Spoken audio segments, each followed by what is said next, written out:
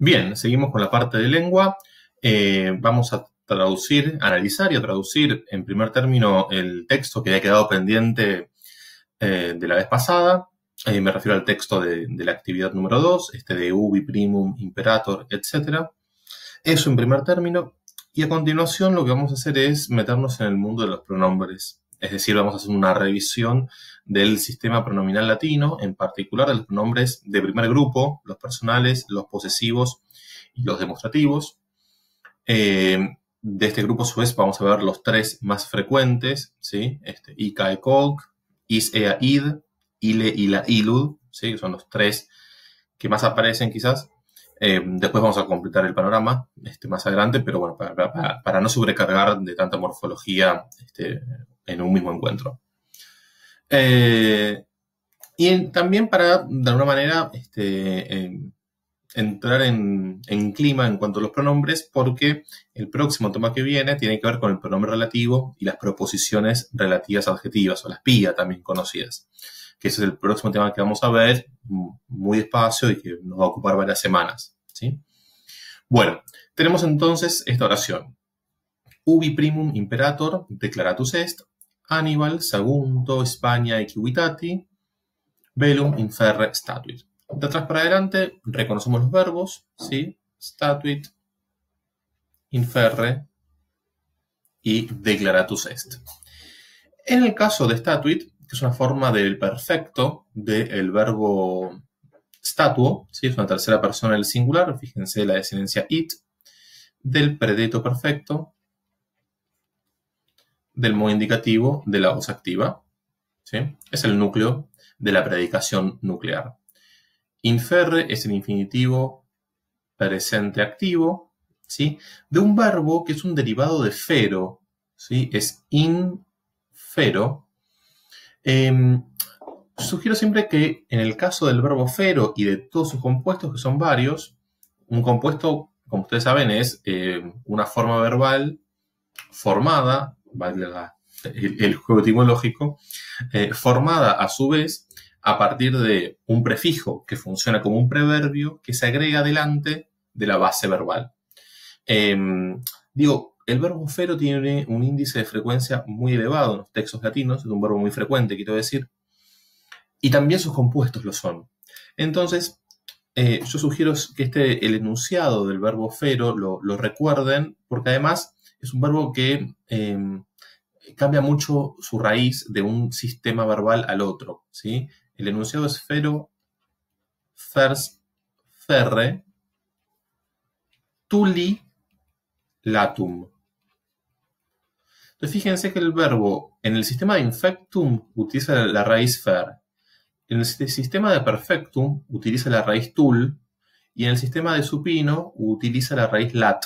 Bueno, el nivel de irregularidad, como podrán percibir, es elevado, pero, insisto, recordando el enunciado se resuelve, porque después las formas verbales se construyen sobre la base de las reglas que ustedes ya conocen. Hay que tener en cuenta simplemente que, presenta esta fuerte irregularidad en sus raíces, y que si les aparece en algún texto, qué sé yo, tolerant, por ejemplo, puedan llegar a fero. Digo porque, bueno, si ven un pluscuamperfecto del verbo, de ahí a fero hay una distancia. Y es del modo como aparece enunciado en el diccionario, ¿no? Por eso digo, es un verbo que conviene tener en mente siempre. Bueno, este inferre entonces es del compuesto ínfero el infinitivo, inferre. Bien, y tenemos acá una frase verbal pasiva, declaratus est, ¿sí? Es una frase verbal pasiva porque está compuesta por el participio, el participio perfecto pasivo del verbo declaro y el verbo sum conjugado como auxiliar. Eso es una frase verbal pasiva, como en castellano por otra parte, pero de perfectum, ¿no? Es decir, que este est que está en presente hay que traducirlo por predicto perfecto, ¿sí? Porque si fuese un presente de la voz pasiva, utilizaría las desinencias personales pasivas, cosa que no hace. Entonces tenemos acá una tercera persona del singular, del predicto perfecto, del modo indicativo, de la voz pasiva. Bien. Y, a ver, cuando tenemos dos verbos conjugados, me refiero a declaratus est y a statuit, hay que ver qué relación hay entre esos dos verbos, ¿sí? Es decir, si la relación es de coordinación o si la relación que hay entre esos dos verbos es de subordinación. Para eso hay que ver qué elemento los conecta. Conjunción coordinante no hay un et, no hay un sed, no hay un nam, no hay ninguna de esas palabras que coordine a estos dos verbos. Lo que tenemos es un ubi acá adelante, y el ubi es una partícula que tiene capacidad de subordinación, es un encabezador de adverbiales temporales, que es lo que es toda esta primera estructura con que se inaugura la oración. ¿Sí? Este es un circunstancial de tiempo articulado como una proposición incluida adverbial. De modo tal que el predicado, ¿sí?, tiene como núcleo el verbo statuit y empieza, ¿sí?, desde su circunstancial de tiempo, esta estructura de ubi, entonces es un predicado, se interrumpe porque Aníbal es un nominativo que funciona como sujeto, ¿sí?, de statuit, y después retoma el predicado. Esta es la estructura general, o la bipartición de la oración, me refiero. Bien, eso por un lado. Por el otro, el verbo statuo, hay que decir, es un verbo transitivo, por lo que completa su significado con un objeto directo. Ocurre que en este caso, el objeto directo está articulado como una construcción verboidal de infinitivo con núcleo en inferre, ¿sí? El verbo fero significaba, habíamos dicho, llevar, con el prefijo in y sobre todo con el sustantivo velum al lado, es hacer la guerra. Hacer la guerra a Sagunto, a la ciudad de Sagunto, ¿no? Hacerle la guerra. Es decir, que todo esto es parte de la construcción verboidal de infinitivo, porque todos estos son modificadores que dependen de inferre. Entonces, el objeto directo de este verbo está articulado como una construcción verboidal de infinitivo. Y es todo esto. Lo que hay que hacer ahora entonces es recursar las estructuras. Vamos primero con la adverbial. Los encabezadores, dijimos, de las adverbiales que no los vamos a recursar por todo este problema que viene aparejado respecto de si son o no incluyentes o relacionantes, de modo tal que recursamos a partir de primum. Primum imperator declaratus est. Bien, declaratus est es el verbo. El sujeto de este declaratus est es el mismo Aníbal, ¿sí? O sea que tenemos un sujeto tácito. Todo es predicado. Primum, circunstancial de tiempo. Imperator es un nominativo que se refiere a través del verbo al sujeto. Esto es un predicativo subjetivo, ¿sí? Es un nominativo masculino singular, ¿sí? Primero fue declarado Aníbal general. Imperator significa, en este contexto, general. Después va a ser emperador, pero el primer significado es general. ¿Sí? Es el jefe del ejército. Y ahora bajamos entonces la construcción verboidal de infinitivo, ¿sí? Borro acá para que haya más espacio y sea más claro. Recursamos la otra estructura. Sagunto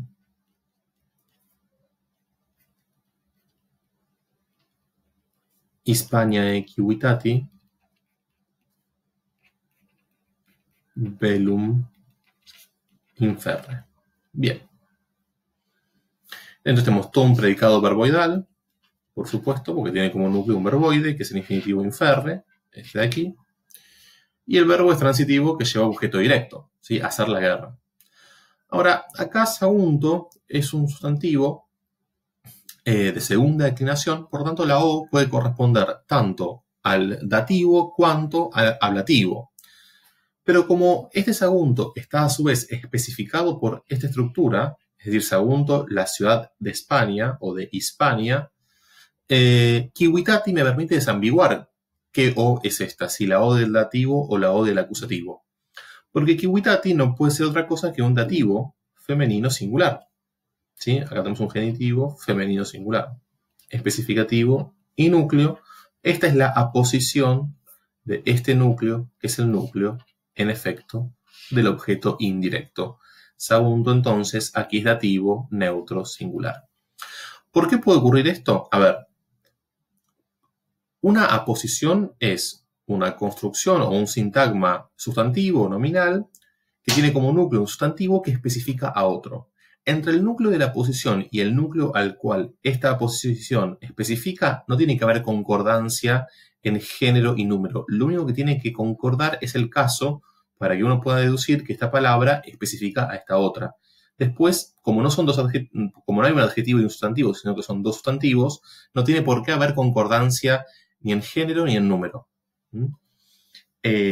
Entonces, Kiwitati, como semánticamente es la aposición de Sagunto, eso uno lo puede deducir en primer término leyendo el texto, y a su vez Kiwitati no puede ser otra cosa que un dativo, porque para que sea ablativo debería decir Kiwitate con E, así es que inferimos que Sagunto es dativo.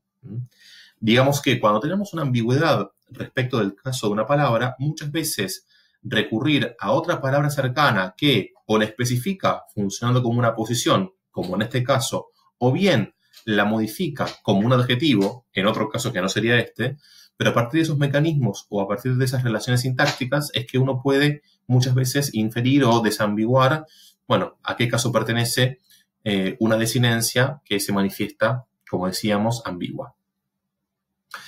La traducción entonces de esta oración quedaría: cuando, en primer lugar o primeramente, fue declarado general, Aníbal declaró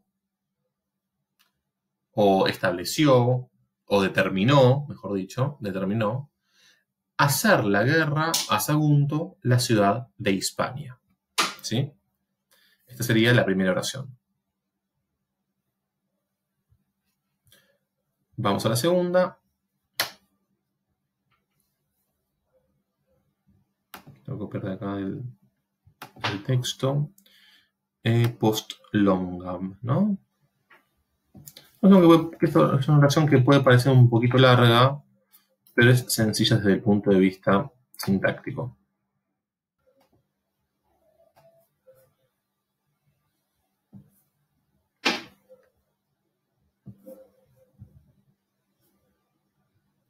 A ver si puedo con tamaño. Un segundo.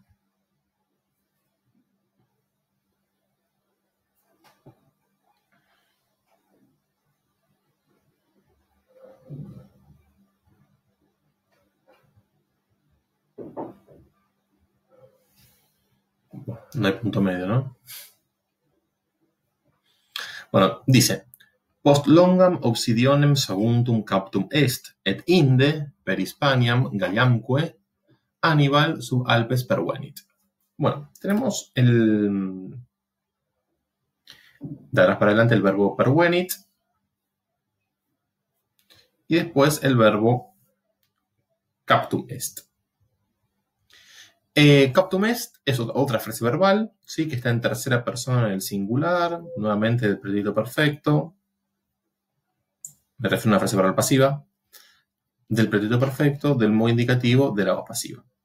Fíjense que el participio está en neutro, es decir, que el sujeto de captum est es un sustantivo neutro. Sagunto, en la ciudad, se enuncia Saguntum y es de género neutro. Esta es el sujeto, digo, de la perífrasis o de la frase verbal pasiva.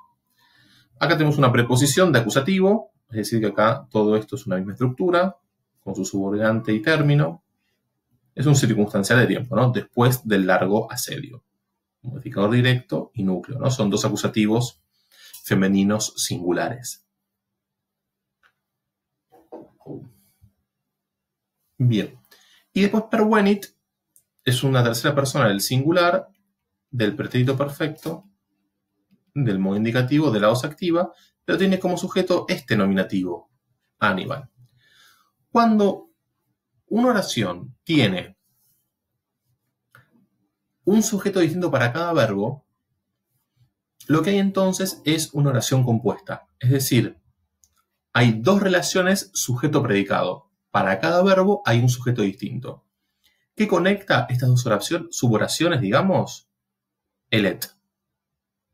Entonces, hasta acá tenemos la primera suboración, le ponemos suboración 1, Y después de let, la segunda suboración, le podemos poner si quieren suboración 2. Y todo esto, entonces, es la oración compuesta. Digamos, conceptualmente, para que se entienda lo siguiente. Cuando ustedes tienen más de dos verbos, tienen un verbo y otro verbo, captum est y pervenit, tienen que fijarse qué relación hay entre el sujeto y cada uno de esos dos verbos. Si el sujeto de los dos verbos es el mismo, lo que tienen es un predicado verbal compuesto. Es un sujeto con dos verbos y dos verbos atados a ese sujeto. Ahora, cuando el sujeto de un verbo es distinto al sujeto del otro verbo, que es este caso, entonces ahí tienen una oración compuesta, ¿sí? Es decir, dos oraciones o dos suboraciones en una. Se puede decir suboración o proposición coordinada, ¿sí? También es el mismo concepto. Bien, en la primera suboración tenemos entonces este predicado y el sujeto saguntum, que está en nominativo neutro singular. Vamos a la segunda suboración, a resolver la segunda suboración. Bien. Tenemos un adverbio, inde, circunstancial del lugar. Y tenemos otro circunstancial que está articulado con per más acusativo. Eso es, como ustedes saben, un qua.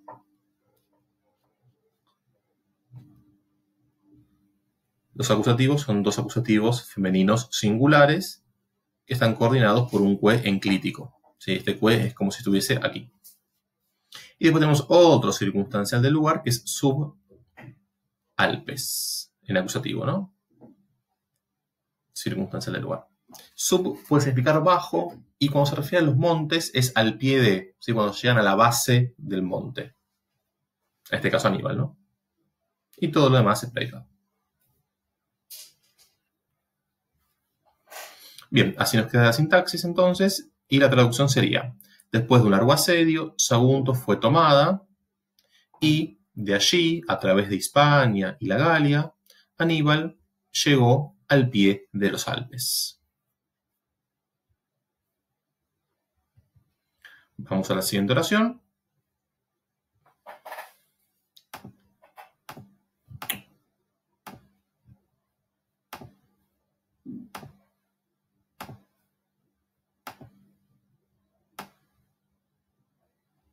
Que es la última en realidad. Ahí va.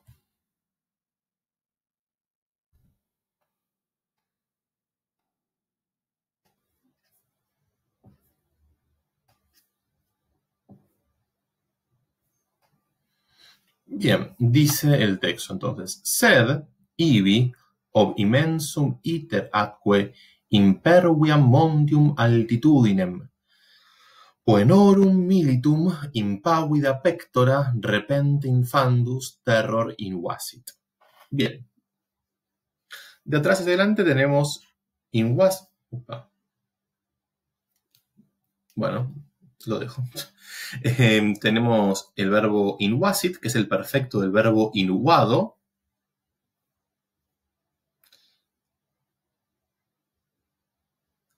Es el único verbo, perdón.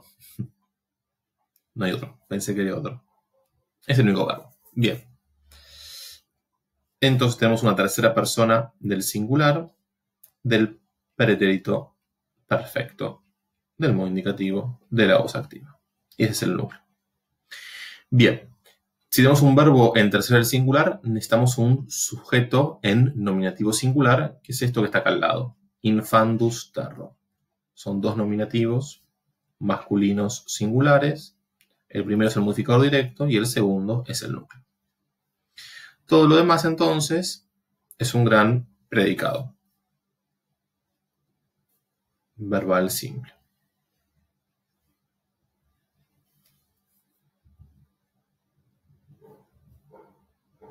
Bien.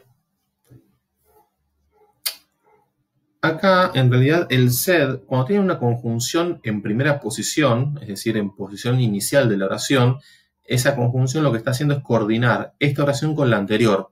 Por eso, en rigor, hay que quitarla del predicado en este caso. Es decir, las conjunciones cuando están al comienzo de la oración, no forman parte ni el sujeto ni el predicado, porque son nexos extraoracionales. Neo, ¿no? Nexo extraoracional. La función que cumple entonces esta preposición es unir esta con la anterior.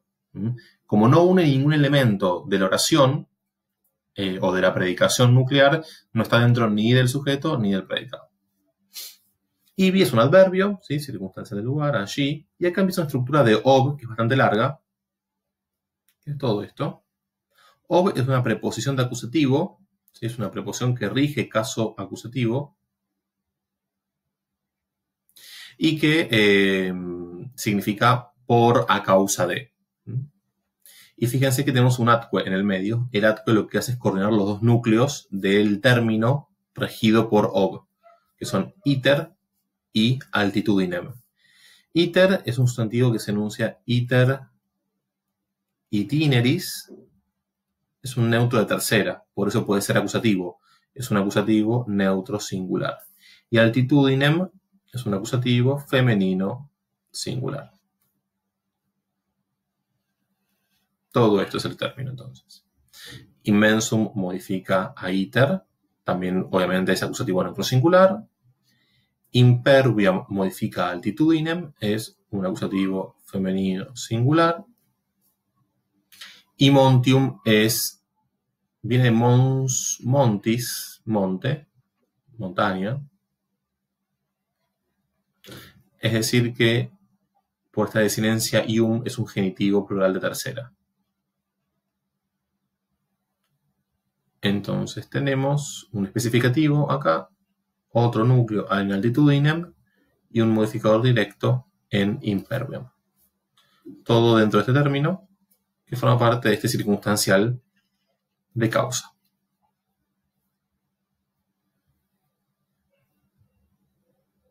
Y si nos fijamos aquí, ¿qué es lo que pasó?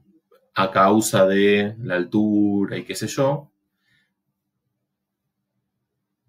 un abominable terror, ¿no? Infandus terror, invadió, invasit, ¿qué? El verbo transitivo. Invadió de repente, un circunstancial de modo, es un adverbio. Invadió de repente los intrépidos corazones de los soldados cartagineses. Es el objeto directo que rige este verbo. Pectora viene de pectus, pectoris, es otro neutro de tercera. O sea que pectora es un acusativo neutro plural, al igual que impávida, acusativo neutro plural, es un adjetivo de primera clase. Y después tenemos estos genitivos masculinos plurales. Militum, que viene de miles, militis. Y puenorum, sí, que es el gentilicio, ¿no? Los soldados cartagineses. Este es el especificativo con su núcleo y su modificador directo. Y acá tenemos el núcleo y el modificador directo del objeto directo.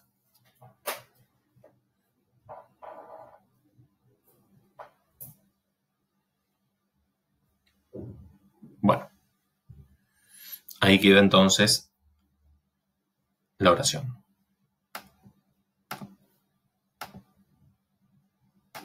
Me olvidé de traducir, perdón. Pero sed, allí, ibi, ob, a causa del interminable viaje, immensum iter, atque imperviam montium altitudinem, y la, digamos, inaccesible altura de los montes o de las montañas, de pronto un abominable terror o miedo invadió los impávidos corazones de los soldados cartagineses. Bueno, esto es lo que dice la oración.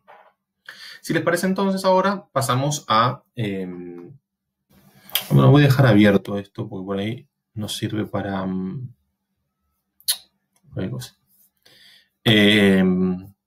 por ahí nos sirve... No lo tengo. Digo ahora para los pronombres, que igual hay un PowerPoint. Bien, vamos al sistema pronominal latino entonces. Tenemos aquí el cuadro de los pronombres personales. Esto está en el cuadernillo, por supuesto, en el cuadernillo de morfología y de sintaxis que subí hoy. Lo que hay que retener en cuanto a los pronombres, que me parece importante, primero que los pronombres personales es el único resabio que nos queda en castellano de los casos, porque en castellano también los pronombres personales expresan categoría de caso, ¿no? Yo, me, mi. Ahí claramente está operando la noción o la categoría de caso. Bueno, fíjense que entonces los pronombres varían en persona, primera, segunda y tercera, en número, singular y plural, y en caso. En el caso vocativo solamente lo expresan las segundas personas, porque justamente uno cuando llama a alguien, llama a la segunda persona. No se llama ni a sí mismo, ni llama de quien habla, ¿no? Que sería esta tercera no persona, ¿no? Así que, digamos, el vocativo solamente puede aparecer con la segunda, con las segundas personas. Bueno, en singular tenemos, en la primera del singular, el nominativo ego, que es una importación del griego. En griego es ego, y en latín lo único que hace es correr el acento. Es un calco. El acusativo es me. Noten que el genitivo es mei, que adopta esta desinencia i del genitivo. El dativo se caracteriza por ser bisilábico y es mi. Recuerden que la H es muda, no se pronuncia miji, sino mi. Y de nuevo el ablativo me. ¿Sí? Fíjense que acusativo y ablativo son formas ambiguas. Y esto ocurre en las tres personas, ¿sí? Del singular. Me, te, se. Si vamos a la segunda persona, tenemos la segunda persona tú. El vocativo, por analogía, también es tú. El acusativo, así como me, te. En el caso del genitivo, vuelve a aparecer la desinencia i, al igual que en el caso de mei, o sea, tui. El dativo es tibi, también bisilábico. Y el ablativo, como decíamos recién, coincide con el acusativo te. En la tercera persona en latín se caracteriza por ser el pronombre reflexivo, ¿sí? Es nuestro se, viene de acá. Ocurre que lo que nosotros usamos como pronombre de persona de tercera, ¿sí? Ella, él o ello, en neutro, hay un rastro del neutro también en castellano, esa tercera persona que nosotros utilizamos, en rigor viene de un pronombre demostrativo, que lo vamos a ver a continuación, que es ile, ila, ilud. Es decir, que hay digamos, el sistema pronominal latino, cuando se produce la dialectalización y la diversificación en lenguas romances, el sistema pronominal se reacomoda en las distintas lenguas romances. Pero en latín esto funciona así. Entonces, la tercera persona, como es reflexivo el pronombre, solamente empieza a partir del acusativo, es decir, que nunca puede cumplir la función del sujeto porque se refiere a un sujeto ya mencionado anteriormente.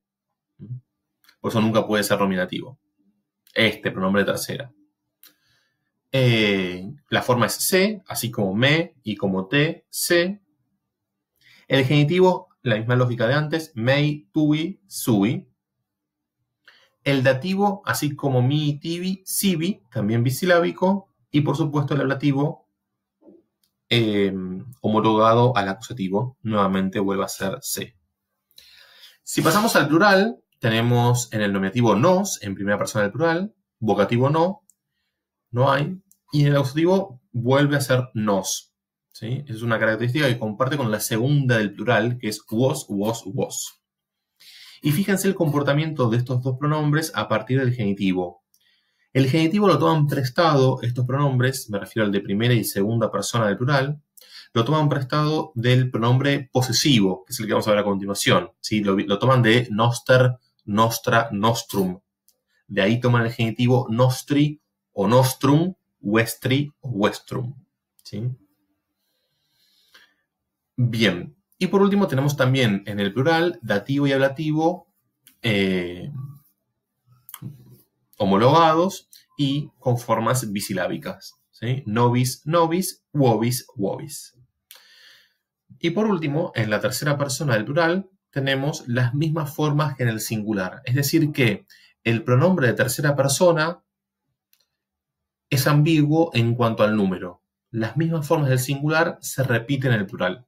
¿Y de qué depende el número? Del contexto, ¿sí? Piensen que en castellano el pronombre se también puede estar en singular o en plural.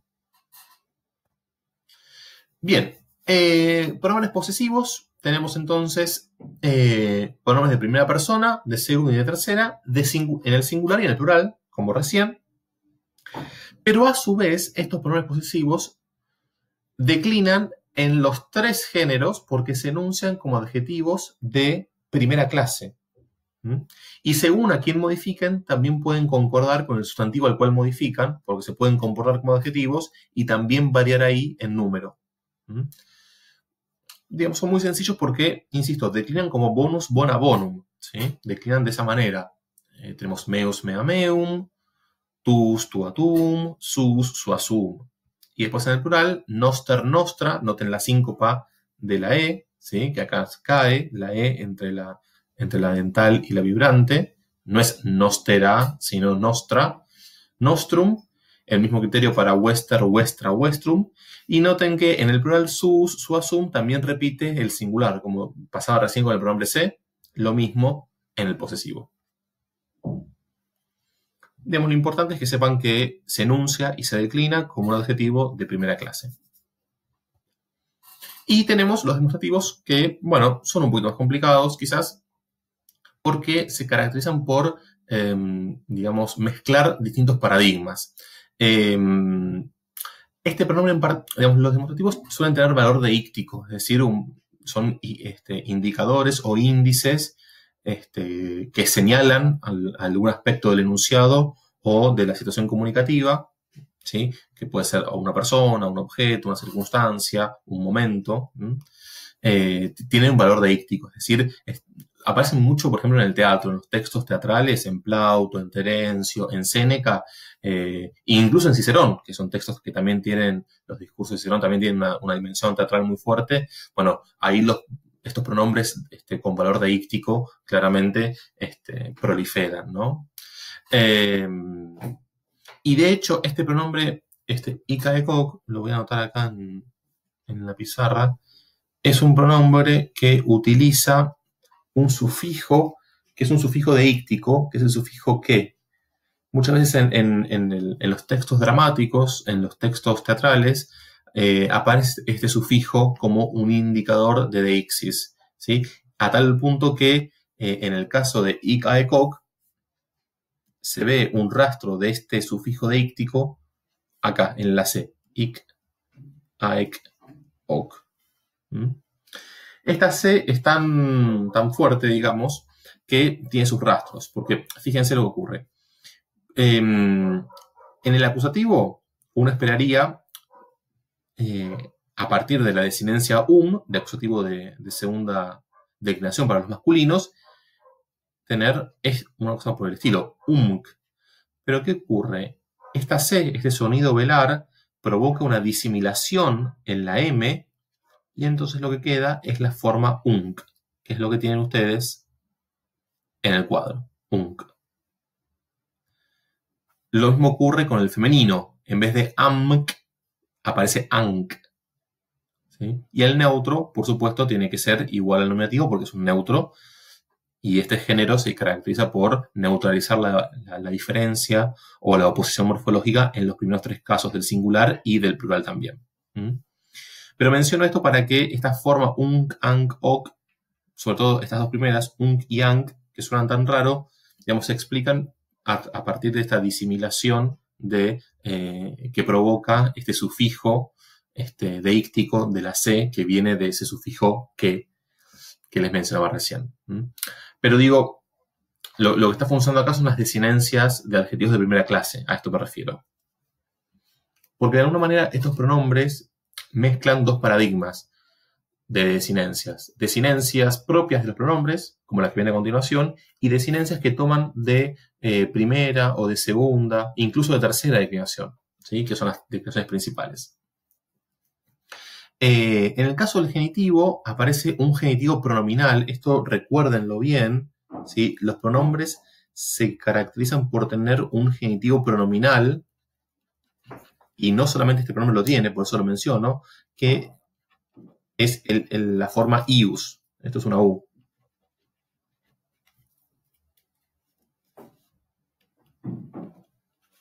La forma ius, ¿sí? Es una forma de genitivo pronominal, por eso tienen acá uius.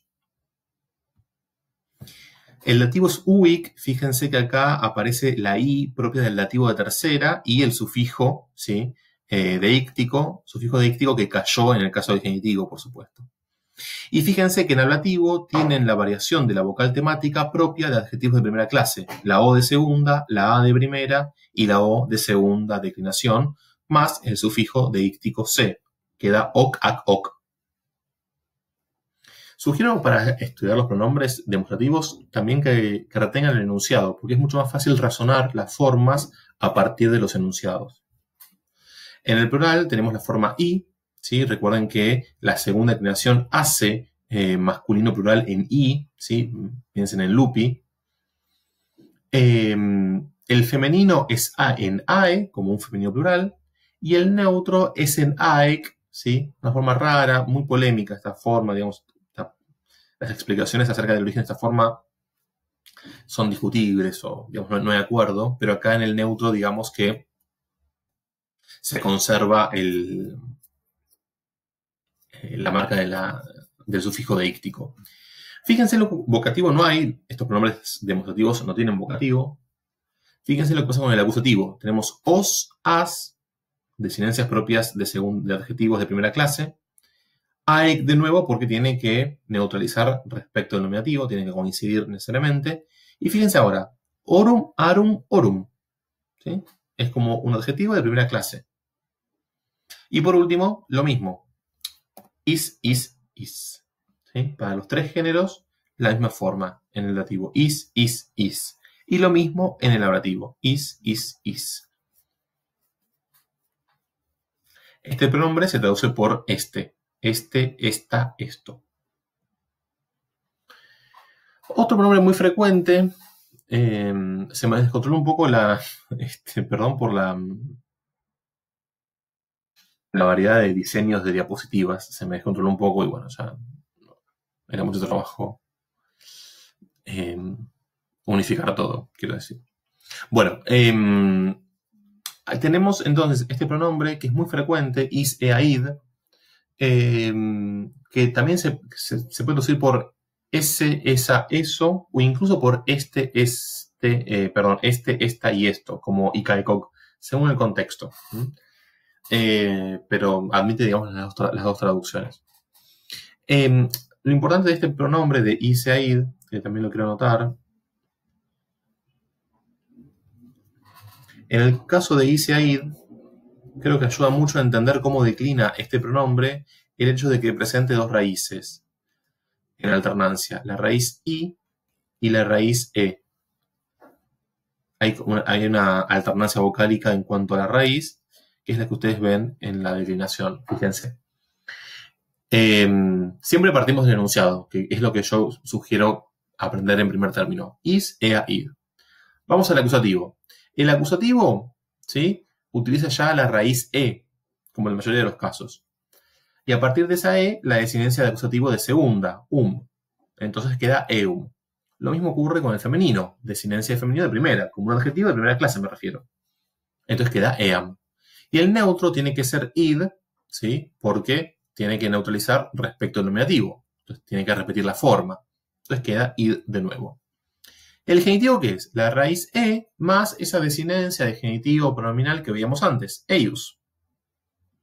¿El dativo qué es? La raíz e más la desinencia de dativo de tercera, que habíamos visto ya con uic, ¿se acuerdan? Bueno, es ahí, bueno, vuelve a aparecer ahora acá en el dativo, ¿sí? Que es ei. El ablativo muestra la variación de la vocal temática propia de adjetivos de primera clase, o, a, o sea, eo, ea, eo. Y en el plural aparece en el masculino la desinencia del masculino plural de segunda, ¿sí? Ese lupi que también mencionábamos recién, esa i larga, sobre la base de la vocal e, que es la raíz. Fíjense lo que pasa acá entonces. En el nominativo plural del masculino. tenemos la raíz E. Y a esta E de raíz se le agrega la desinencia, ¿sí?, de la I del masculino plural de segunda. Entonces queda una forma que es EI. Ahora, esta forma EI, ¿qué ocurre? Se produce una asimilación progresiva de la E respecto de la I. Entonces, esa E pasa a ser una doble I. Entonces podemos tener esta forma EI, la forma asimilada II o una forma simplificada de las dos vocales en una sola larga que es I. Por eso, en la tabla de declinación tienen las tres formas posibles: EI, II, I. Vocativo no hay. En el acusativo aparece el acusativo plural de segunda, eos, el genitivo plural de segunda, orum, o sea, eorum. Y fíjense que en dativo y ablativo para los tres géneros pasa lo mismo que mencionábamos recién. Sobre la base de la raíz E se agrega la desinencia de dativo y ablativo plural de un adjetivo de primera clase. Entonces tenemos eis. Esta E se puede asimilar a la I que le sigue, asimilación progresiva, queda is, y esta doble I se puede simplificar en una larga y queda is. Entonces cualquiera de las tres formas puede aparecer, y aparece en cualquiera de las tres. En los textos que tenemos hay de todo.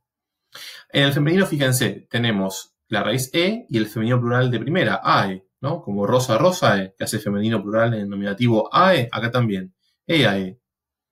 El acusativo, eas, y el genitivo, earum, primera declinación. Y el neutro, como un neutro de segunda declinación, ea, no hay vocativo, ea de nuevo, eorum.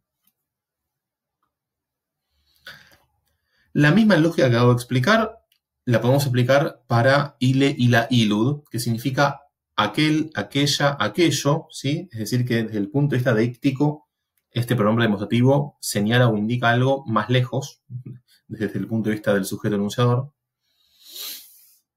Y también se puede traducir por él, ella, ello, ¿sí? Porque de hecho desde acá, es lo que decíamos antes, surge nuestro pronombre personal de tercera persona.